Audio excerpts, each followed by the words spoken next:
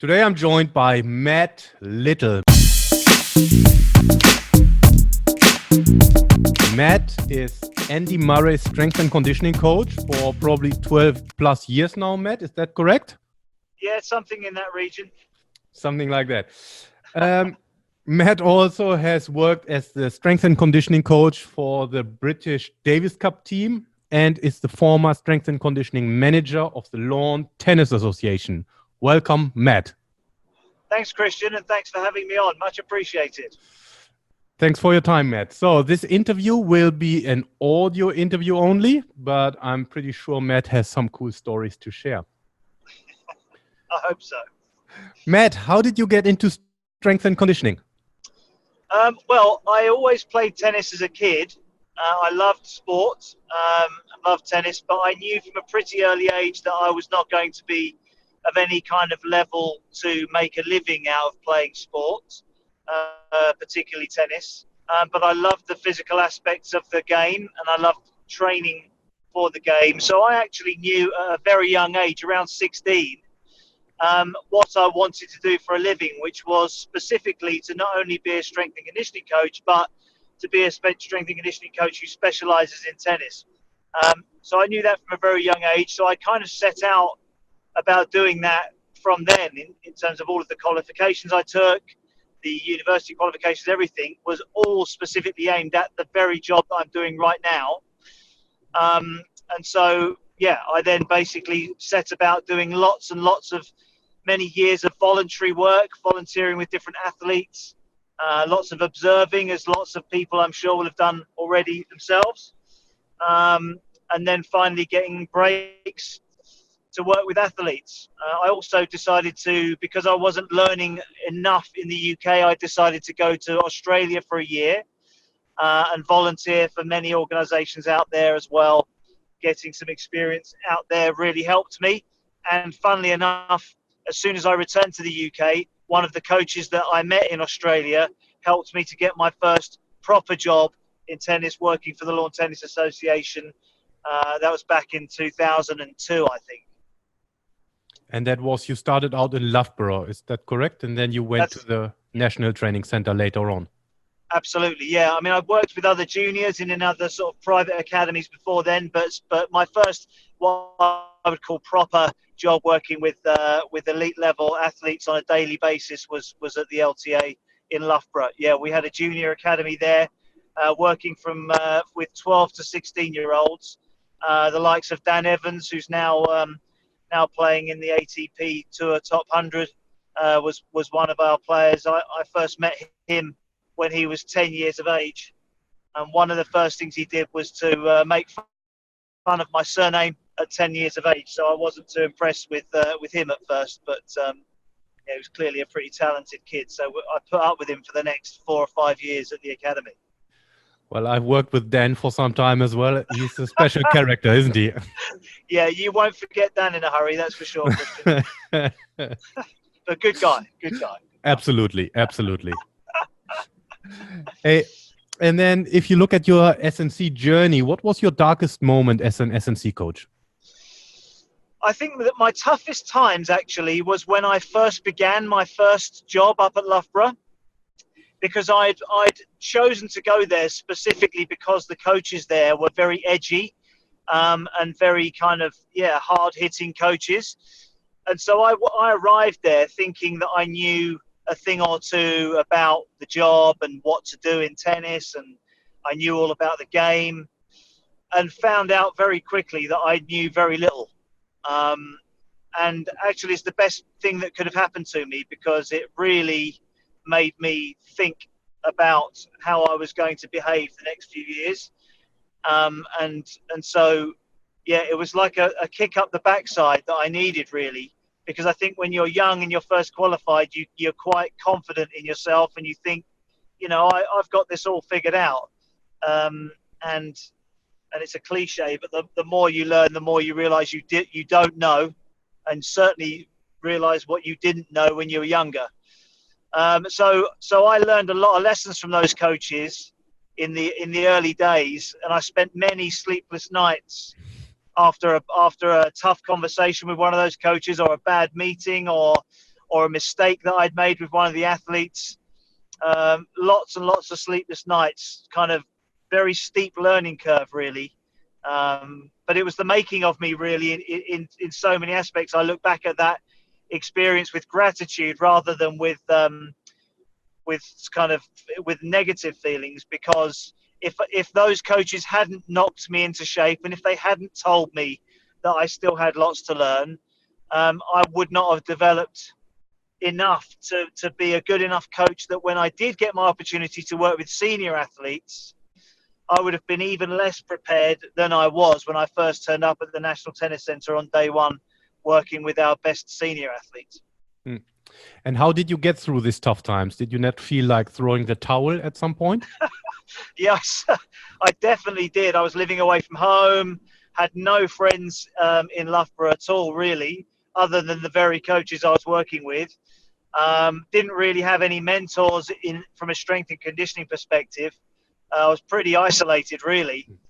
And the only solution was to just keep getting up the next day and going in and trying to not make the same mistakes again, frankly. And after a while, I managed to kind of grow some teeth and fight back a little bit for some of the battles that I was losing.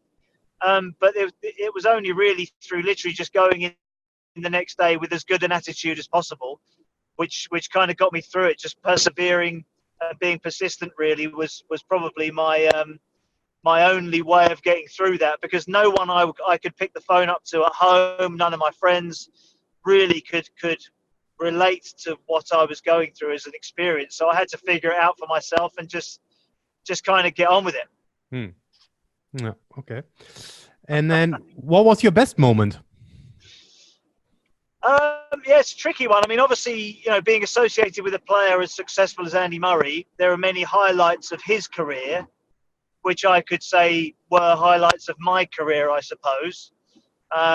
He's won Wimbledon twice, and well, the list of accolades goes on.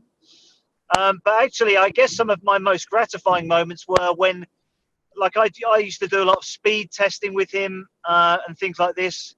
And then, so one year when we were doing the speed testing, he really broke all of his records for his speed on the court. And that was after a particular block of physical work. And that was a really great day for me to see those results come in and recognize that, hopefully some of the interventions that I'd made helped him get faster.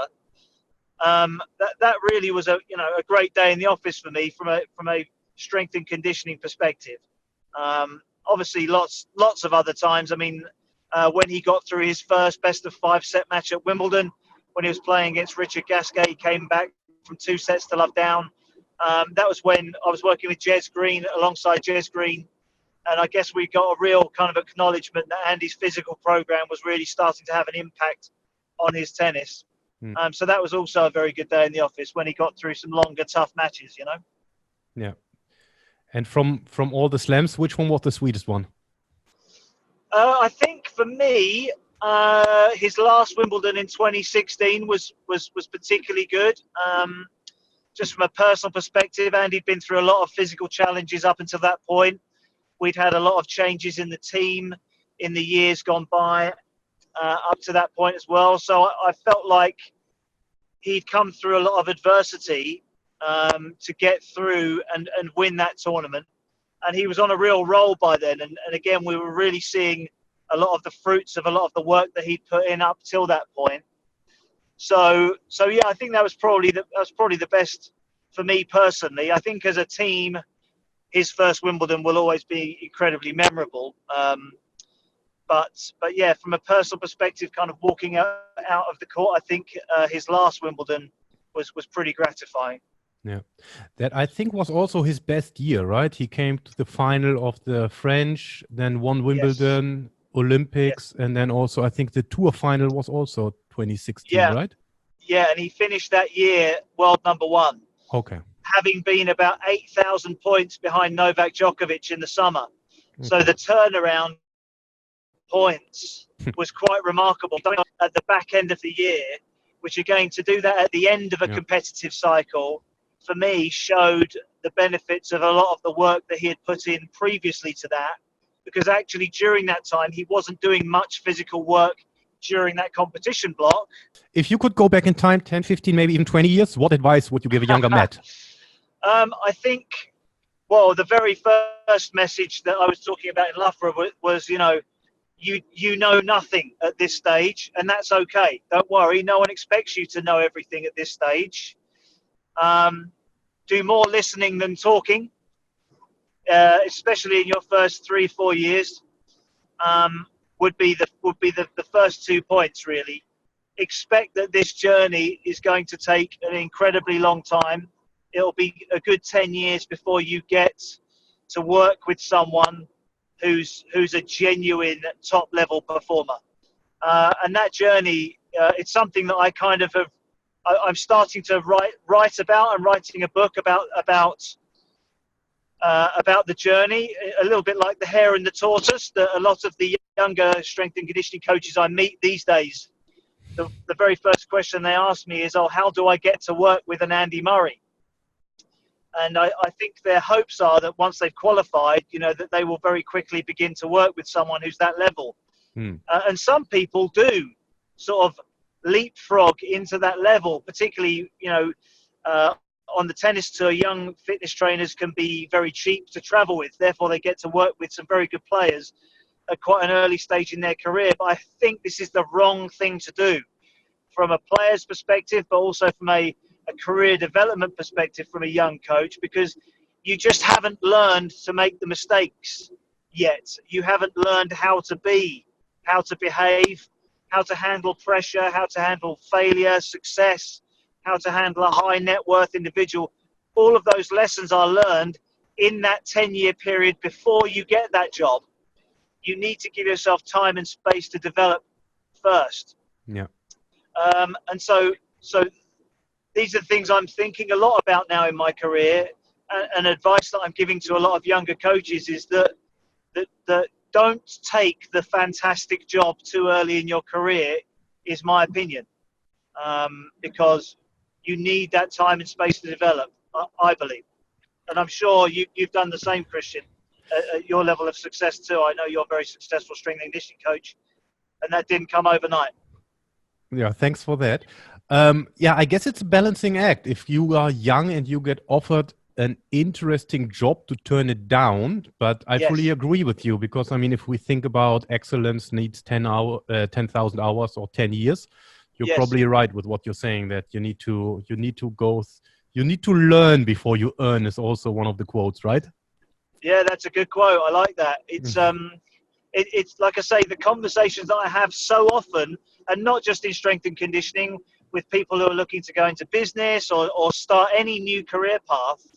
It's like, right, they see the Instagram posts, they see the, people working at the very cutting edge of their industry, and they're like, right, how do I get there as quickly as possible?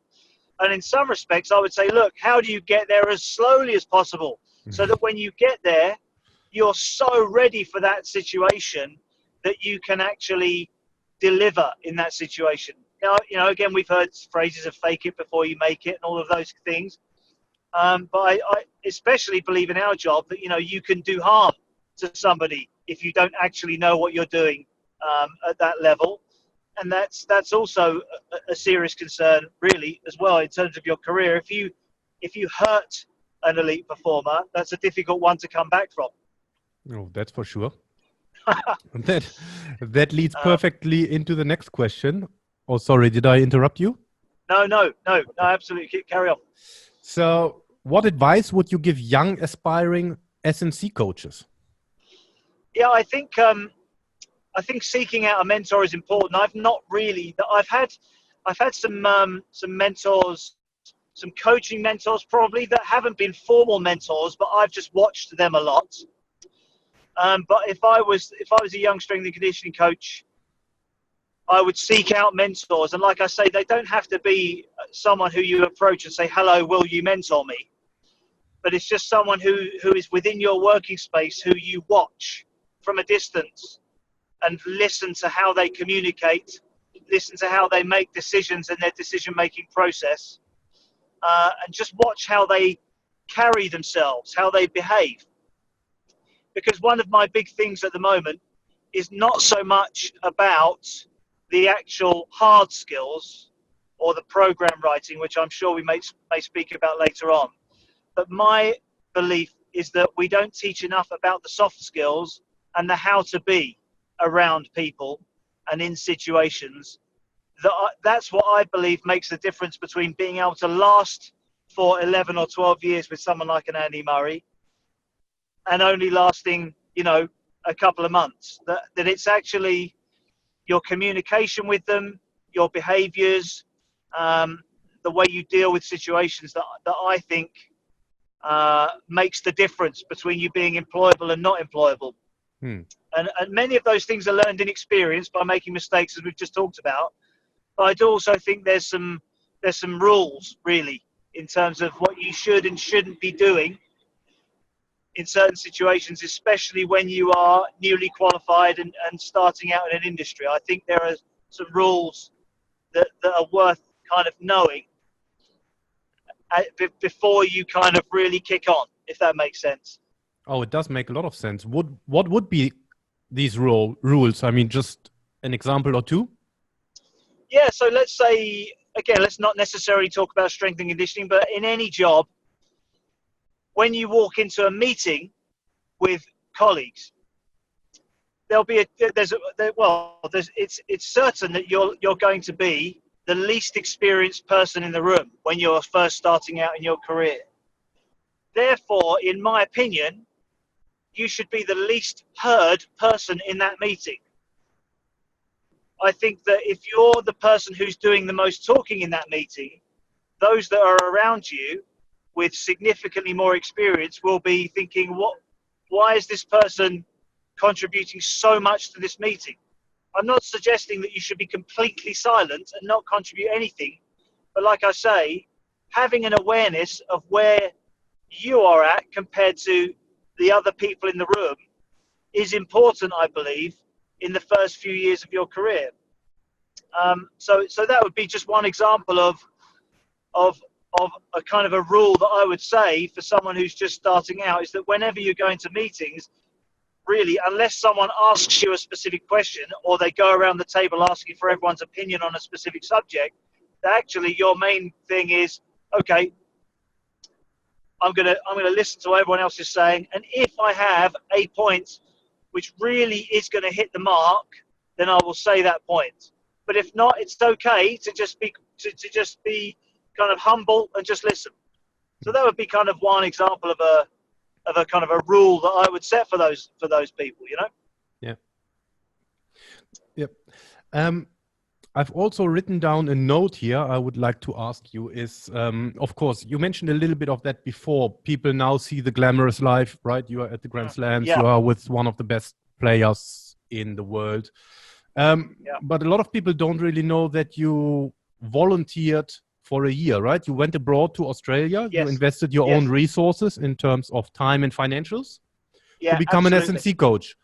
Yeah. What was your motivation to, I mean, of course, you wanted to be an SNC coach, but I mean, even going abroad so far away, what was your thought process? It was really several things. Firstly, it was to get a foot in the door in the industry, really.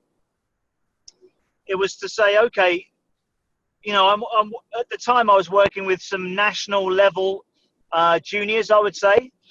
And so I was thinking, well, if I keep just working with national level juniors, it's going to be quite difficult for me to kind of kick on to the next level. So how am I going to take myself from doing the job I'm doing to getting the job that I eventually want? And that jump for me was about gaining experience, being in and around the very best in the world. And so the only way I was going to get that experience was by turning up and watching people. But there's quite an important part about this, because I was quite successful when I went to Australia in managing to get in the room with those people. And the reason why I was successful was because I was emailing them quite regularly. But my point was, look, I'm going to come along and watch, but you are not even going to notice that I'm in the room. I will stay completely out of your way. I will not be asking you hundreds of questions. I will not be interrupting your session in any way. I'm just going to stand in the corner and watch you. And perhaps if you're polite enough after the session, I could ask you maybe one question when the session is finished. But actually, do you know what? Even if that's not possible, I'm more than happy to just come along and watch. And that way, I knew that I wasn't going to be a hindrance or a burden to those people in that environment. And I think that's important, because I think many people who are in top jobs now probably get quite a lot of emails from people saying, oh, can I come along and watch? And I think their initial feeling is, well, it's actually not conducive to an elite level environment. It's having other people standing around watching sessions. A lot of top players don't really want that distraction. Yeah. But actually, if you make the point, look, I promise you I won't get in your way. I promise you I will literally be standing in the corner. You won't even know I'm there. I think you have more chance of being allowed in. And again, listening rather than speaking is by far the most important aspect, especially at this stage. And saying to yourself, and I know this sounds very harsh to say, but saying to yourself, look, I know nothing. Compared to these people, I know nothing. And that's okay. But accepting that in that environment and then being humble when you go in there, I think is a really important part of it. And then just out of curiosity, how many emails did you send out and how many positive responses did you get? First round of emails, I probably sent 15, 20 and got maybe 1 or 2 replies. Okay. Second round of emails, got more replies. Third round of emails, I got pretty much replies from everybody, because I let them know that I wasn't going away and they better at least reply. So there was some persistence and slightly being a bit of a pain in reaching out to people. But again, kind of acknowledging that and saying, look, I'm really sorry to bother you. I know you're a busy person, but just a yes or no, can I come along, even if it's for 20 minutes, in and out, no hassle to you, and being as minimal an inconvenience to those people as possible. And then, believe it or not, once you actually get your foot in the door, and that's the key word here, you just need to get your foot in the door. Once people know you're not a pain in the butt and you turn up, actually they become more and more comfortable with you in that environment. And then they will start inviting you along. Before long, they're saying, oh, Matt, can you go and just pick that weight up and give that to the athlete? Or I'm just going to pop out for 5 minutes. Would you mind just supervising this session for 5 minutes? Before you know it, you've gained trust, you've gained respect, and there's every chance you might even get an opportunity afforded to you when there's one that arises in that environment. And that's always been my belief, is that how to break into any job role is to sneak your way in by being convenient and easy to have around. Then very quickly you get trusted. And then before long, if there's a job that comes up in that environment, your resume goes to the top of the pile. Yeah. Matt, the answer to that question is almost a book in itself. I mean, that's the blueprint for every SNC intern to be successful. Absolutely. Yeah, and like I say, it doesn't even have to be SNC. It can be any job in life, even if you want to work in banks or whatever. Yeah. You know, is to get your foot in the door by being as easy to have around as possible. Don't try and prove to them how much you think you know by making lots of insightful points and suggesting alternatives, because that's not what people need from you at that point in time. What they need for you to do is just be in the background and be humble. Your time will come to be the person who's suggesting exercises and coming up with fantastic ideas. Your time's going to come, but wait for that time. Yeah. What are your core values? My core values. Well, this is going to sound really basic, unfortunately. But I watch a lot of strength and conditioning programs these days, and they look great. They look really sexy. Lots of very sports-specific exercises happening, lots of circuit-based things, explosive work being done, power work being done. There's lots of this kind of thing being done. And I'm not saying that's wrong for one moment. But actually, I think a lot of my training is actually quite boring and quite basic and quite simple. I never feel like we can get too far away from basic key lifts and foundation strength work, especially in the sport that I work in, because there's a year-round competition calendar. I feel like we can never get too far away from just doing basic strength work and then topping up that with some more explosive work over and above that basic strength work, unfortunately. I feel like the player gets a lot of their speed work on court in sessions, a lot of their reactive speed work on court in sessions. And actually, these days, I feel like the player gets a lot of their conditioning work done in their on-court sessions as well. And therefore, a lot of my philosophy is based around what do I actually need to do off of the court, because a lot of the work I feel can be done on the court if I'm communicating with the coach correctly.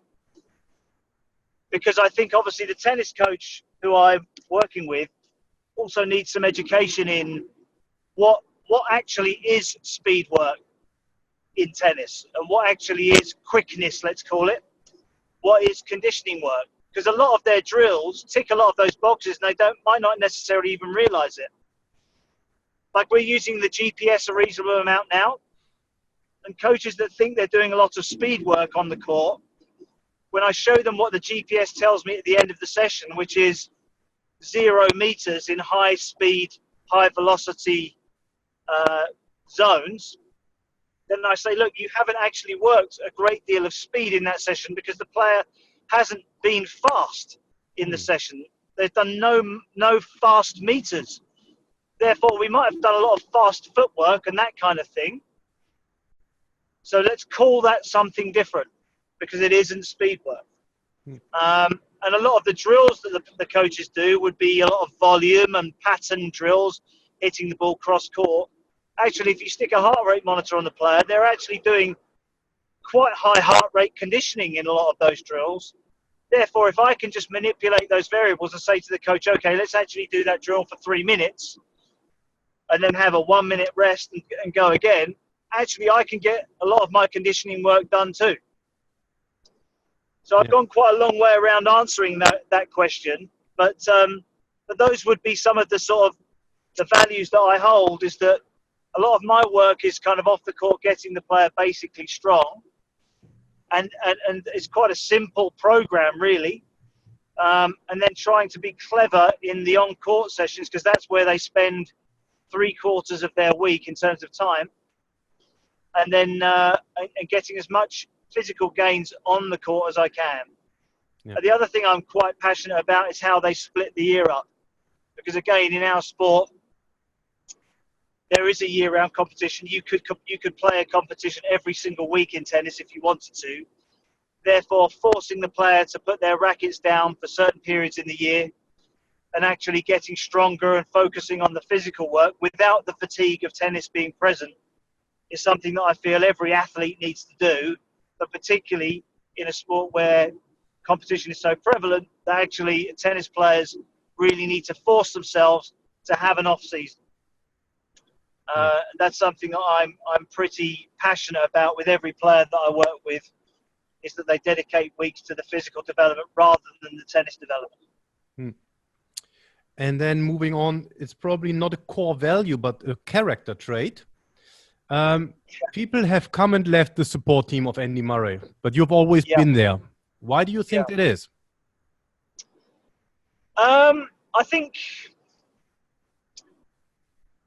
I think fortitude is one of them. So I think the ability for me to hang on in there, no matter how difficult the situation might be, how stressful the situation might be. Like Andy's been injured for the last two and a half years almost. The ability to not quit and not walk away, I think, has been one of my biggest achievements, actually. I'm very loyal to him, and that's not to say that the people who have left aren't loyal, but my loyalty overrides any feelings again of wanting to walk away from the job. So I think those two things really is fortitude of hanging in there no matter how bad things may get or may seem, and loyalty, like I say, in thinking, well, my relationship with him is more important than walking away right now and kind of, I don't know, looking after myself, I suppose. So those would be the two kind of character traits I think that I'd like to hope that I've shown with Andy down the years. I believe that we should have a lot of fun in doing what we do. And again, I think that probably sounds cheesy. But I think being an easy person to be around, I know I've talked about that in terms of interns, but even in terms of being someone who's quite experienced, I think being an easy person to be around and a fun person to be around is something I believe that Andy would rather have working with him, is someone who he enjoys working with rather than someone who might perhaps be able to even write a better program than me. And again, when I come back to that kind of hare and tortoise aspect of life, there are some people that go shooting straight to the top of professions because they are so incredibly good at what they do that it doesn't really matter how well they interact with other people, because the skills that they have are so worthwhile having that people will put up with having them around because they're just so good at their job. I believe that is true. But I believe that for other people that perhaps don't have that incredible set of skills, I think they're the people that need to take longer to get to where they get to. And that's why I think it's important that you're personable and someone that other people want to have around, because then you get the chance to be successful, if that makes sense. You get given the time to develop and be successful in that job because you're a pleasure to have around. So I think that's an overlooked skill, really. We don't talk about that much in training courses or in formal training of what we do or accreditation of what we do. But I think that skill is so massively important. When I see other strength and conditioning coaches that have been around top athletes for a long time, a lot of the skill is how they are. And one of those things, I think, is about taking your job very seriously, but not taking yourself very seriously, if that makes sense. Yeah. And correct me if I'm wrong. I mean, I've followed you and Andy from the outside in the last few years. I also noticed, or I think I have noticed, then whenever there was a certain expertise needed, that you went out and searched for it, or at least, you got Bill Knowles in for the rehab and stuff like that, right? You can also get certain expertise occasionally in if you need it. Absolutely. This job challenges you in so many different ways. And one of the things is you've really got to check your ego at the door very often and acknowledge things that you're not good at, accept those things, and accept the fact that there's someone else out there in the world that's better at it than you are. Yeah. That's a very difficult thing to do, I believe, and it takes some guts. The other thing I would say that it takes is for that expert to have feel, and this is one of the things I haven't talked about much, is having feel. But for that expert coming in to have a feel for the situation, and again to gain trust with the incumbent team, to say, look, I'm not here to steal your jobs. I'm here to just offer the piece of the puzzle that you guys currently don't have. And so that would be something I would say as advice for people perhaps who are more experienced listening to this, because they will probably at some stage in their lives be asked to go in to help a team out. And I think that's a very important role, because I've been asked to do that several times as well. I think that's the way you behave when you get given that responsibility is very important. And people like Bill and the guys that we interacted with were fantastic at that. Is coming in, slotting into the team really well, and kind of working alongside us, working with us, because that encourages you to do that more, to go out to people more and say, okay, I acknowledge that I'm not great in this particular area. In reality, people employ you for what you know, not what you don't know. And therefore, they need to accept that there are certain things you may not know or may not be an expert in. And therefore, it's okay to go out and ask somebody else for help. But like I say, picking that person is very important to make sure that